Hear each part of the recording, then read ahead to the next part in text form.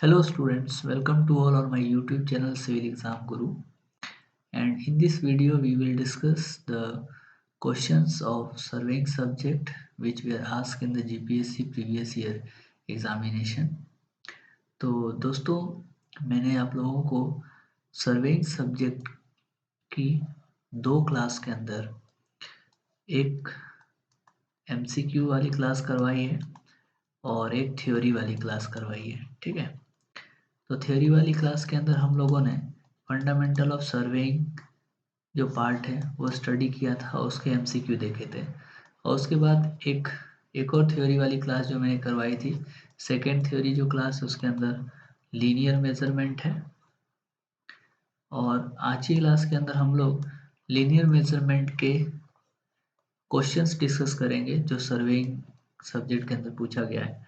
और खास करके ये जो क्वेश्चन है वो सभी GPSC सिविल इंजीनियरिंग एग्जाम के अंदर पूछे गए हैं। तो स्टूडेंट्स, आप लोगों ने यदि अभी तक मेरे इस YouTube चैनल को सब्सक्राइब नहीं किया है तो अभी जो है आप नीचे रेड बटन जो है उसको सब्सक्राइब कर लीजिए। और इस सब्जेक्ट को हम लोग अच्छे से पूरा का पूरा डील करने वाले हैं। तो आइए स्टार्ट करते हैं क्वेश्चन नंबर 1 से।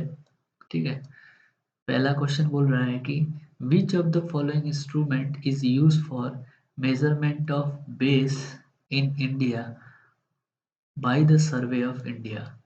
इसमें से कौन सा इंस्ट्रूमेंट जो है वो बेस मेजरमेंट के लिए यूज होता है भारत के अंदर सर्वे डिपार्टमेंट के द्वारा? क्या वो टेलरोमीटर होता है, या फिर जैर्डन एपर्टस होता है, कॉल्बी एपर्टस होता है, या फिर हंटर शॉर्ट बेस होता है? तो आंसर आएगा option C, Colby apparatus. Okay, question को हम लोग डिटेल में देखेंगे, इसका सॉल्यूशन भी इस PDF के अंदर आपको मिल जाएगा। दोस्तों, आप यदि किसी भी स्टेट की AE और JE की तैयारी कर रहे हो, कोई भी स्टेट की AE और JE की तैयारी कर रहे हो, तो आप मेरे इस चैनल के साथ जुड़ सकते हो। आपको किसी भी प्रकार का कोई भी डाउट है तो आप कमेंट करके कमेंट कर सकते हो। वीडियो को लास्ट तक देखना, लास्ट के अंदर मैं आपको अपनी ईमेल आईडी और कॉन्टैक्ट नंबर प्रोवाइड करूँगा, जिससे आप जो है अपने डाउट को और भी क्लियर कर सकते हो, मुझसे डायरेक्टली जुड़ सकते हो। PDF को पाने के लिए आप जो है मेरे टेलीग्राम चैनल को ज्वाइन कर सकते हो। सिविल एग्जाम गुरु नाम का टेलीग्राम चैनल भी है, तो आप उसको सर्च कर सकते हो। वहाँ से आपको उस टेलीग्राम चैनल के अंदर आपको ये पूरा का पूरा PDF मिल जाएगा विथ डिटेल सॉल्यूशन। ओके, चलिए तो शुरू करते हैं, नेक्स्ट क्वेश्चन की तरफ आगे बढ़ते हैं। सेकंड क्वेश्चन हमको बोल रहा है, चलिए पहले कॉल्बी एपर्टस क्या होता है उसके बारे में जान लेते हैं कि बेस मेजरमेंट के लिए कॉल्बी एपर्टस यूज होता है कि this is the composite and optical type of rigid bar apparatus designed by Magnus Colby calculate the effect of change of temperature upon the measuring appliances. So the apparatus was employed in the Ordnance Survey and the Survey of India।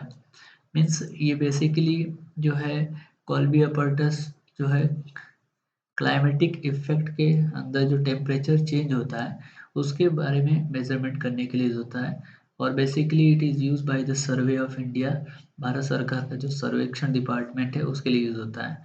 All the 10 base of GTS of India were measured by the Colby apparatus. तो जितने भी basis हैं जिनको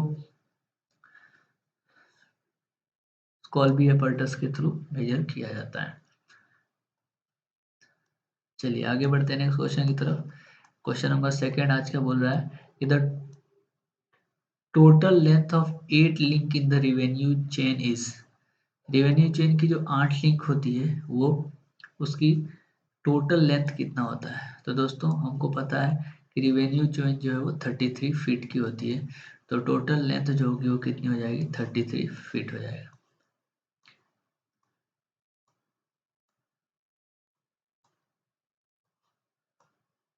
total length, okay okay okay okay, total length of 8 link पूछा है ना। Okay okay, तो revenue chain के अंदर जो है 16 लिंक होता है और टोटल लेंथ जो है 33 होती है। दोस्तों टोटल लेंथ जो है वो 33 होती है, 16 लिंक होता है, तो एक लिंक का लेंथ कितना हो जाएगा, तो 33 डिवाइड बाई 16 और मल्टीप्लाई 8 लिंक का पूछा है, तो मल्टीप्लाई 8 करेंगे तो 8 1 जा 8, 8 2 जा 16 और इसको सॉल्व करेंगे तो 16.5 होगा, मतलब 33 का हाफ हो जाएगा। टोटल लेंथ की बात करेंगे तो 33 फीट होता है, लेकिन हमको ये पूछा है कि 8 लिंक के अंदर कितना लेंथ होगा, तो 8 लिंक के अंदर जो लेंथ हो जाएगी वो हो जाएगी आपको 16.5। चलिए आगे बढ़ते हैं, तो आप इसका डिटेल सॉल्यूशन भी देख सकते हैं। Question number 3, when two station for which ranging is to be done are not intervisible, जब दो स्टेशन है और उनके बीच में रेंजिंग करनी है और जो इंटरविजिबल नहीं है एक दूसरे पॉइंट से, the ranging method is used in such A case, तो जब वो दोनों दोनों पॉइंट जो है इंटरविजिबल नहीं है तो वहाँ पे जो रेंजिंग करते हैं उसको हम लोग बोलते हैं रेसिप्रोकल रेंजिंग। क्या बोलते हैं? Reciprocal ranging. So indirect ranging is, or a reciprocal ranging is done where the end point are not mutually visible through a ground is high। तो इसको हम लोग रेसिप्रोकल रेंजिंग बोलते हैं और इनडायरेक्ट रेंजिंग भी बोलते हैं। तो जहाँ पे दो ग्राउंड एक दूसरे के पॉइंट को नहीं देख पाएंगे, जहाँ पे दो पॉइंट सेम पॉइंट से दोनों एंड दिखाई नहीं देता है, इंटरविजिबल नहीं है, तो वहाँ पे हम लोग जो यूज़ करते हैं उसको हम लोग बोलते हैं रेसिप्रोकल रेंजिंग। चलिए नेक्स्ट आगे बढ़ते हैं। Question number 4, triangulation station should be, triangulation station जो है वो कैसा होना चाहिए, तो in commanding position, all of three mention here, intervisible, easy accessible. तो दोस्तों ट्रायंगुलेशन जो स्टेशन है जहाँ से हमें सर्वेइंग स्टार्ट करना है, जहाँ से हमें सर्वेइंग स्टार्ट करना है वो सभी पॉइंट जो है, एक तो तीनों पॉइंट एक दूसरे के अंदर इंटरविजिबल होना चाहिए, इजी एसेसिबल होना चाहिए और पोजीशन भी उनकी ठीक होना चाहिए। तो आंसर जो है ऑप्शन बी करेक्ट हो जाएगा कि all of three mentioned here। The process of measuring the system comprises of join of connected triangle whose vertices are station mark on the surface of the earth and which angular observation are supported by the occasional distance। Astronomical observation is known as triangulation। Triangulation क्या है? Triangulation जो है जहाँ से हम लोग किसी भी सर्वे को मेजर इजली आसानी से कर सकते हैं, तो उसको हम लोग बोलते हैं ट्रायंगुलेशन। ट्रायंगुलेशन के सभी पॉइंट इजली एसेसिबल होना चाहिए, इंटरविजिबल होना चाहिए और पोजीशन जो है हर एक स्टेशन से कमांड किया जा सके, इस तरीके का होना चाहिए। चलिए आगे बढ़ते हैं नेक्स्ट क्वेश्चन की तरफ।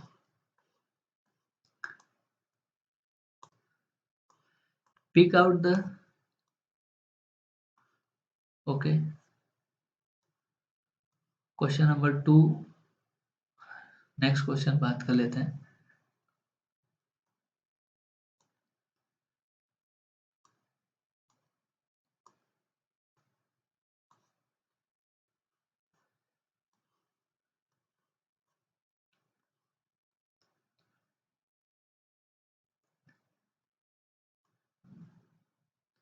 इसमें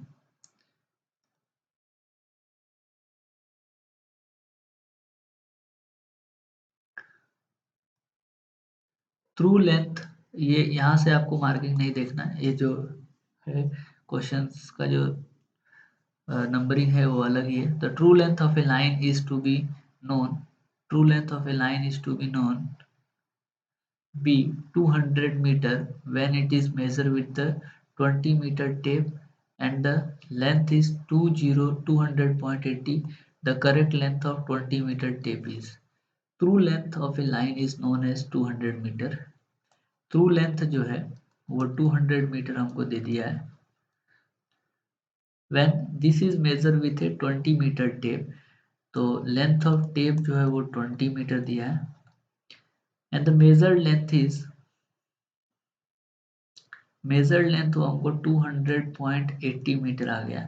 तो correct length of the tape, तो टेप की करेक्ट लेंथ हमको पूछी है, एल डैश हमको पूछा है, तो क्या हो जाएगा answer, true length into is equal to measured length multiply L dash. तो हमको एल डैश निकालना है, थ्रू लेंथ हमारे पास है 200 मीटर, एल जो है वो हमारे पास है 20 डिवाइडेड बाई मेजर लेंथ है वो 200.80। ठीक है, इसको सॉल्व करेंगे, जैसे इसको सॉल्व करेंगे आंसर आ जाएगा 19.98। इसको सॉल्व करेंगे तो हमको मिल जाएगा आंसर। चलिए आगे बढ़ते हैं, ऑप्शन बी इसका करेक्ट आंसर हो जाएगा। आप ये फॉर्मूला भी कर सकते हैं कि correct length of a tape divided by design length of the tape is equal to correct length of a line divided by length of the observe with a tape line. So total correct length आपको इतना मिलेगा। Okay, next question is pick up the incorrect pair. इसके अंदर से जो गलत है वो हमें चूज करना है। तो ऑप्शन सी जो है वो